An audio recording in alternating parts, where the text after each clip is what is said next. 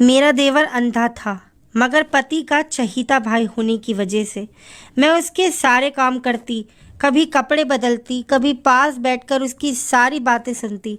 वो भाभी भाभी कर कर मेरे और करीब हो जाता। लेकिन एक रात उसके कपड़े बदलने लगी तो मेरे होश उड़ गए।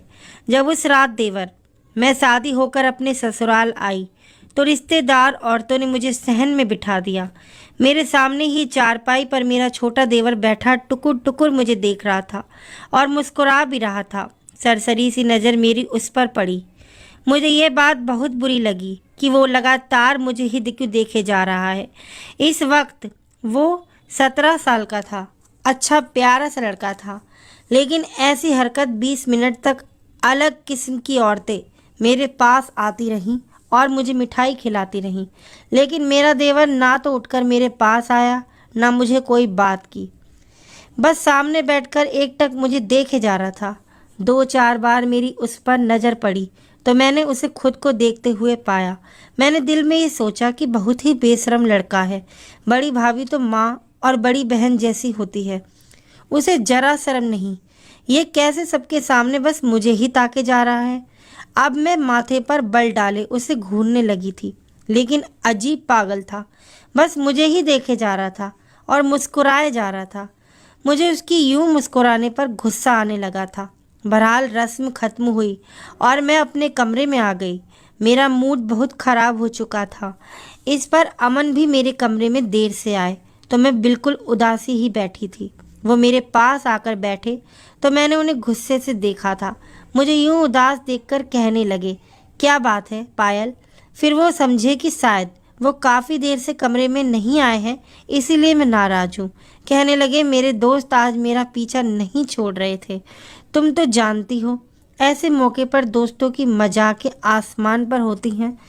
बहरहाल फिर अमन की तारीफ सुनकर मेरा मूड खुश हो गया था। मैंने देवर की बात को अपने पति के सामने दोहराया नहीं था कि क्या सोचेंगे। आते ही मेरे भाई के बारे में ऐसी बातें शुरू कर दी हैं।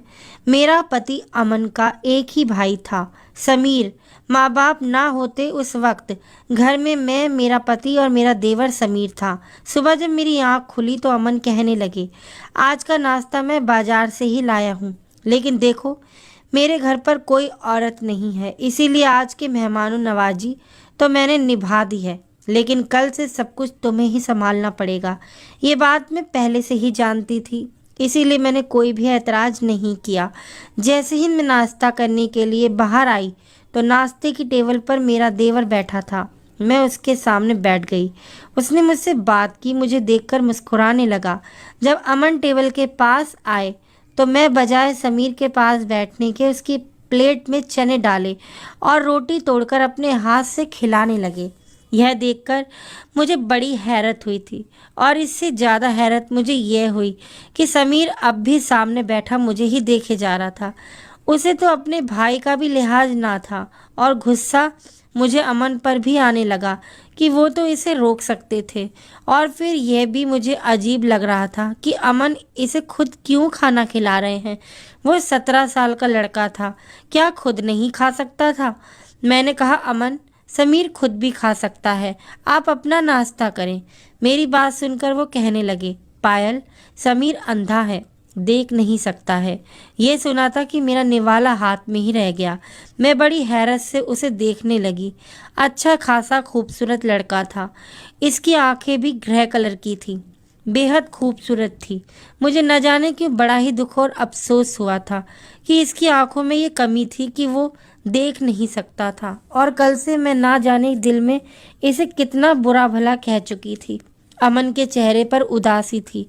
अमन कहने लगे कि समीर बचपन से ही अंधा है, देख नहीं सकता। इसका बहुत इलाज करवाने की कोशिश की, लेकिन डॉक्टर कहते हैं कि ऑपरेशन से भी कोई फ़ायदा नहीं है।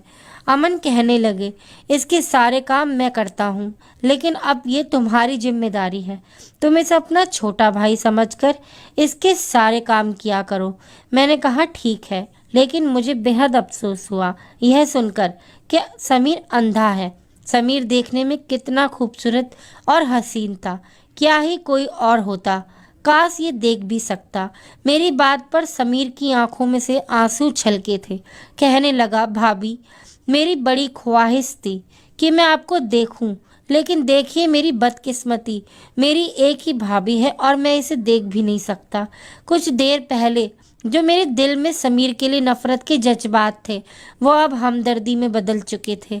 लेकिन मेरे होश इस वक्त उड़े जब अमन ने अपनी ड्यूटी ज्वाइन की। जब वो अपने काम पर जाने लगे तो मुझसे कहने लगे कि समीर को खाना भी तुम अपने हाथ से खिलाओगी और कपड़े भी तुम ही पहनाओगी। खाने का तो सुनकर ठीक था, लेकिन कपड़े, यह सुनकर तो मेरा दिमाग थोड़ा सा चकरा आया था। मैंने कहा, अमन, यह गलत बात है, सही नहीं है। मैं कैसे इसके कपड़े बदलवा सकती हूँ? कहने लगे कि इसे छोटे भाइयों की तरह समझो, इसे प्यार दो। अब मैं ऑफिस के काम संभालूं या इसे संभालूं, बहरहाल तुम खुद मैनेज कर लेना। यह कहकर वो चले गए। मैं बेहद परेशान थी। अभी यह सोच रही थी कि क्या करूं क्या नहीं, जब मुझे समीर के कमरे से पुकारने की आवाज़ आई। वो भाभी भाभी पुकार रहा था। मैं उसके कमरे में गई तो वो पैंट और बनियान पहने खड़ा था। कहने लगा, भाभी, ये शर्ट मुझे पकड़ा देना। जाने भाई ने कहाँ रख दी है। पूरे बेड पर हाथ मार मार के देख चुका हूँ, लेकिन समझ ही नहीं आ रही कहाँ है। उसकी शर्ट बेड के किनारे पर लटकी हुई थी। मैंने वो शर्ट उसे पकड़ा दी। उसने शर्ट पहन तो ली, लेकिन बटन वो आड़े टेढ़े बंद कर रहा था। मजबूरन मुझे ही आगे बढ़ना पड़ा। मैंने कहा, तुम छोड़ो, मैं तुम्हें बटन बंद करके दे देती हूँ। मैंने उसकी शर्ट के बटन बंद किए तो वो खुश हो गया। कहने लगा, मेरे बाल भी बना दो भाभी। मैंने ड्रेसिंग टेबल से कंघा निकाला और उसके बाल भी बना दिए। फिर कहने लगा, मुझे अपना हाथ दो। मैंने कहा, क्यों? कहने लगा, दो तो। मैंने डरते डरते उसे अपना हाथ पकड़ाया था। यह सोच रही थी कि वो क्यों मेरा हाथ पकड़ना चाहता है। उसने मेरे हाथ को अपने दोनों हाथों में लिया था। कहने लगा, आपका बहुत बहुत शुक्रिया। यह कहकर मेरा हाथ छोड़ दिया और कहने लगा, भाभी, आपको देख तो नहीं सकता, लेकिन महसूस तो कर सकता हूँ, इसीलिए आपका हाथ पकड़कर महसूस करना चाहता था कि भाभी कैसी होती हैं। मुझे तो माँ की मोहब्बत भी नसीब ना हुई। बहुत छोटा था जब मेरी माँ का देहांत हो गया और बाप भी 2 साल पहले ही मर गए। जब तक मेरे बाबा जिंदा थे तो वही मुझे संभालते थे, लेकिन उसके बाद सारी जिम्मेदारी अमन भाई पर आ गई और शादी के बाद आपने भी कुछ दिन अच्छे नहीं गुजारे कि मेरा बोझ आप पर पड़ गया। वो बड़ा उदास सा होकर यह सब कह रहा था। मैंने कहा, तुम किसी पर भी बोझ नहीं हो और मुझ पर तो बिल्कुल भी नहीं। मेरी बात पर वो मुस्कुराने लगा। कहने लगा, आप बहुत अच्छी हैं, मेरा इतना ख्याल रखती हैं, लेकिन जैसे जैसे वक्त गुजरता गया मेरे देवर समीर की हरकतें कुछ अजीब सी होने लगी थी। वो मुझसे बहुत ज़्यादा खुले मिजाज का होने लगा था। अब तो मुझे खुद पुकार के कहता, भाभी मुझे शर्ट पहना दो, मुझे बटन सही से बंद नहीं होते। कभी कहता कि तौलिए से मेरे बाल साफ कर दीजिए। यह काम तो वो खुद भी कर सकता था। मुझे तो लगा था कि बस एक देवर है और एक पति, मुझे तो घर में कोई काम ही नहीं होगा। लेकिन मैं तो इस समीर की वजह से घनचक्कर सी बनकर रह गई थी। कभी किचन में बर्तन धो रही होती तो वो भाभी भाभी चिल्लाने लगता। मैं भागी दौड़ी उसके कमरे में जाती तो वो हंसने लगता। हाथ में मोबाइल पकड़ा होता। कहने लगता, मेरे साथ बैठकर ये गाना तो सुनो जरा, कितना अच्छा है। वो देख तो नहीं सकता था, लेकिन सुन सकता था, इसीलिए मोबाइल पर कहानी और गाने सुनना उसका शौक था। मैं कहती, तुम सुन रहे हो तो खामोशी से सुनते रहो। अब मुझे ये बताओ कि मैं बर्तन धोऊं या खाना बनाऊं, या फिर मैं तुम्हारे साथ बैठकर ये गाने और कहानी सुनूं। मैंने बड़े प्यार से उसे डांटा था और एहसास भी दिलाया था कि मुझ पर बहुत ज़्यादा जिम्मेदारियां हैं। वो मेरी बात सुनकर हंसने लगा। कहने लगा, मेरे पास बैठो और मेरे साथ ये गाने सुनो, आपकी तबीयत भी खुश हो जाएगी।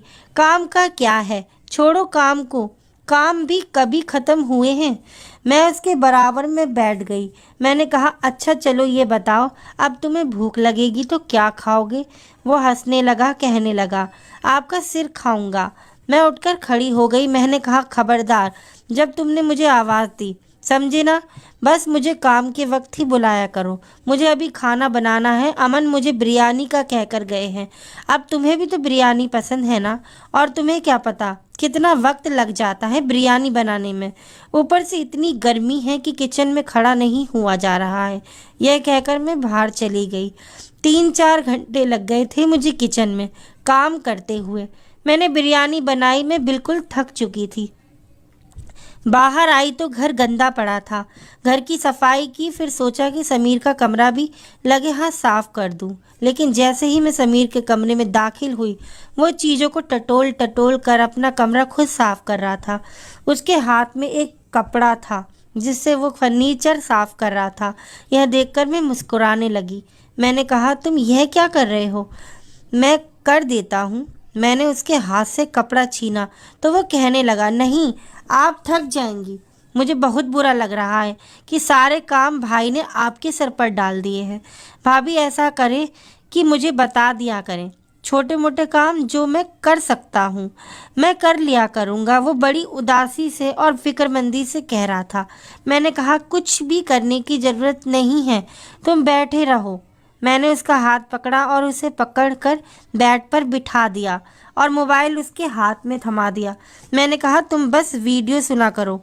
मैं उसे एक वीडियो लगा दी जिसमें अच्छी कहानी थी, लेकिन उसमें तो मोबाइल के साथ साथ मेरा हाथ भी पकड़ लिया और मुझे अपने पास बैठा लिया। कहने लगा, यहाँ बैठो, आप बहुत कर लिया आपने काम, अब आप कुछ नहीं करोगी। उसने मेरा हाथ बड़ी मजबूती से पकड़ा था। मैंने कहा, समीर, ये क्या हरकत है? मेरा हाथ छोड़ो।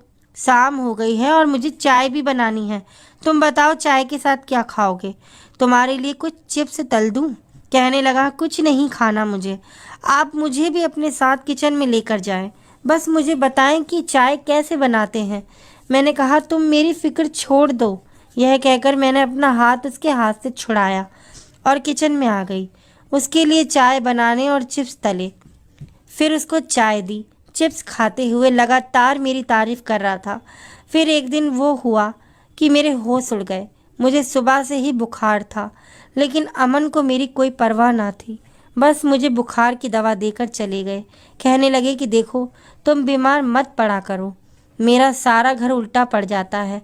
फटाफट से बुखार की गोली खा लेना और खाना घर पर ही बनाना। दोपहर को भी मुझे ऑफिस का बचा खाना खाना पड़ता है और घर में आकर मैं बाजार का खाना तो बिल्कुल नहीं खा सकता।